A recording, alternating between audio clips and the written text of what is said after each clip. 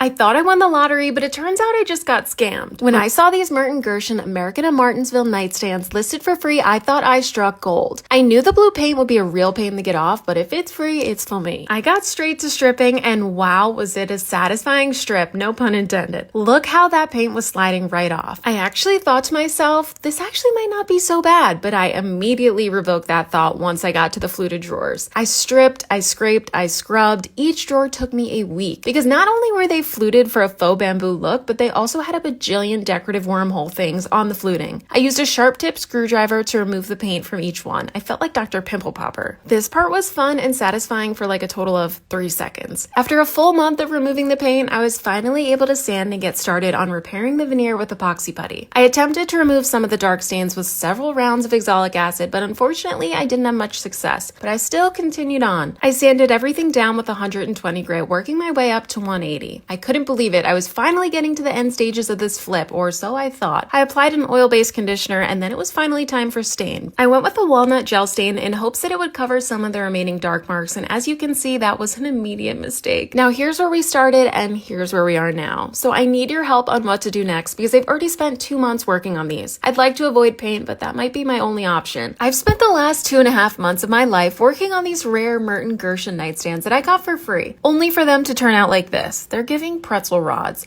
So most of you told me to paint them, but I just couldn't give up that easily. So to start fresh, I sanded everything down and wiped off any dust with mineral spirits. Because naturally, I decided to dig myself into an even bigger financial hole by going the veneer route. So I cut the veneer sheets to size, and I peeled off the sticker backing, and I secured it onto the nightstands with a brayer tool. I trimmed most of the excess off with electric scissors, and then I refined it all with a utility knife. I'm actually really happy that I went with adhesive-backed veneer versus having to apply contact cement. Even though it was a bit more expensive, it was just a lot easier. And I unfortunately did not have any walnut banded veneer on hand, so I had to create my own, but this part was actually the easiest. Then came the pretzel rod drawer fronts. I decided the only way to save them was with black paint. So my plan was to see how the wormholes looked after a few coats and then reevaluate the texture to see if I still needed to fill them in. My last step was to apply some oil polyurethane. Now remember, here's where we started, here's where I had my mental breakdown, and here's the final result. In total, I spent about $200 in supplies and an unknown ridiculous amount of hours working on these, and I'm still not sure if I even like the way that they turned out. Now I need your help with one last thing. How much do I list them for? Let me know in the comments. You'll never believe what I found in this $3,000 desk. I found 9 pages of letters written from a guy in prison to his mom. The letters didn't include anything incriminating, but the guy was clearly struggling and wrote very erratically. I decided to throw them out after I googled him and saw what crimes he committed. Utterly disgusting, and he deserves to live the rest of his life in jail.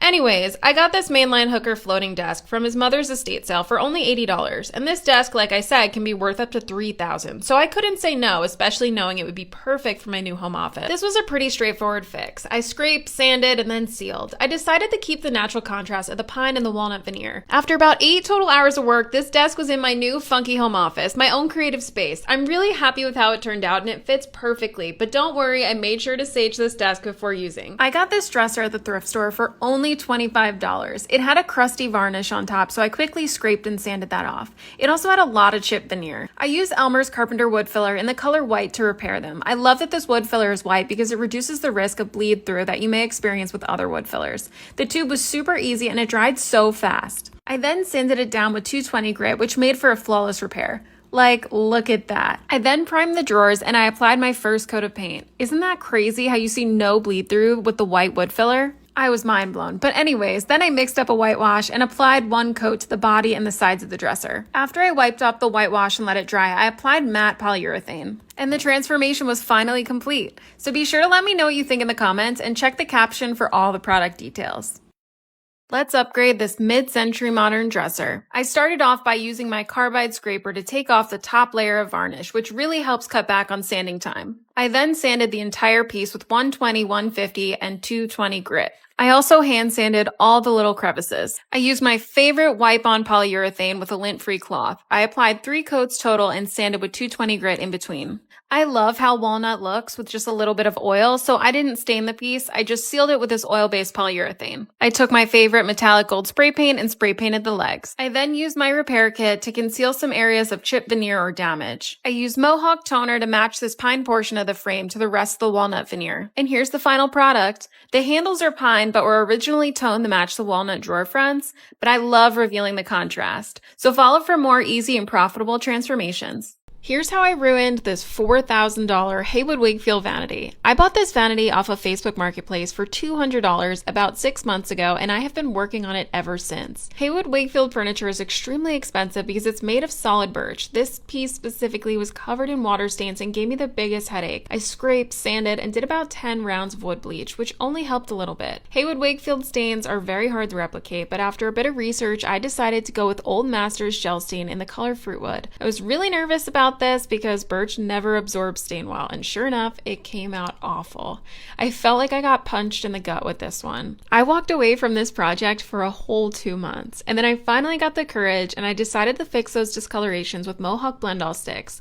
Thankfully, there was a color that matched almost perfectly, so it was really easy to repair those areas. I sealed everything with Easy Vinyl Sealer and then gave several coats of satin lacquer. And after several long months, I finally brought this vanity from this to this. It's by no means perfect, and my resale price will reflect that. It's missing the glass shelving, but I do have the mirror, which also needs to be restored. This one was definitely a labor of love and a very nerve-wracking learning experience, but I'm so tempted to keep it, but I'm running out of room. I was scrolling through Facebook Marketplace when I saw something in the background of a canoe listing photo. It looked to me like a mid-century modern Drexel sideboard, so naturally I messaged the seller to see if I could buy it, and I had it home within an hour. I paid $50, but boy was it in rough shape, and it was disgustingly dirty. I used Puracy Everyday Surface Cleaner Concentrate to scrub down every inch of this piece. It's an all-natural, eco-friendly, and sustainable option, which is what we're all about over here. I then sanded off the old finish with 120 grit and worked my way up to 180. Thankfully, the finish came off very easily, so it wasn't as time-consuming as I had anticipated. I fixed any floppy veneer with some wood glue and painter's tape, and then it was time to address all of the massive chunks missing from this piece. I used a ton of epoxy putty to fill in the chips and rebuild both the missing veneer on the edge and the side of this piece. Once it finally dried, I sanded it all down smooth and shaped the rebuilt edge. And for a stain, I used a wipe-on medium brown walnut color. Then it was time for the tough part, blending in all of these repairs. I used my wax crayons and blended until my fingers went numb. It took me a very long time, and to be honest, it's still not perfect, but I did my best, and that's all that counts, right? Once I was finished, I sealed it all up with several coats of a semi-gloss lacquer. Now here's the before and here's the after. This one was definitely a fixer-upper, but with a good clean using Puracy products and a lot of veneer repair, it's ready for a new home. Now the question is, how much do I list it for? They typically sell upwards of $2,000, so let me know in the comments what you think I should list it for. Do you guys remember the $1,000 green chair I found for $5 a few weeks ago? Well, my boyfriend's mom found a dresser for me to flip, and it was designed by Eliel Saarinen, the father of Aereo, aka the guy who designed the Gateway Arch, and she only paid $10. I started off by sanding and scraping off the old finish. I attempted to fix some of the veneer damage with wood glue and painter's tape. I used plastic wood filler to fix any of the chip veneer and sanded it down smooth. I applied an oil-based wood conditioner on every inch of the dresser and let it sit overnight, which I thought was such a mistake when I saw how it brought out the red tones. Thankfully, the gel stain I used toned down the red significantly. I flipped this dresser up at the family summer cabin, so I had limited supplies and no dust extractor, so I used Mohawk Blend-All sticks to fix the chip veneer and all the veneer that I burned through, since it was much harder to see what I was doing with all the dust. My bad. I sealed it all up with some satin lacquer, or should I say lacquer. In case you forgot, here's the water damage before and here's the after. This dresser is a little piece of modern architectural history, and I'm shook I've come across two original pieces designed by the Saarinen family. I'm so happy with how it came out, especially with my limited supplies and limited experience working with mahogany. Now for the moment of truth. Would you pay $3,000 for this dresser? Let me know in the comments.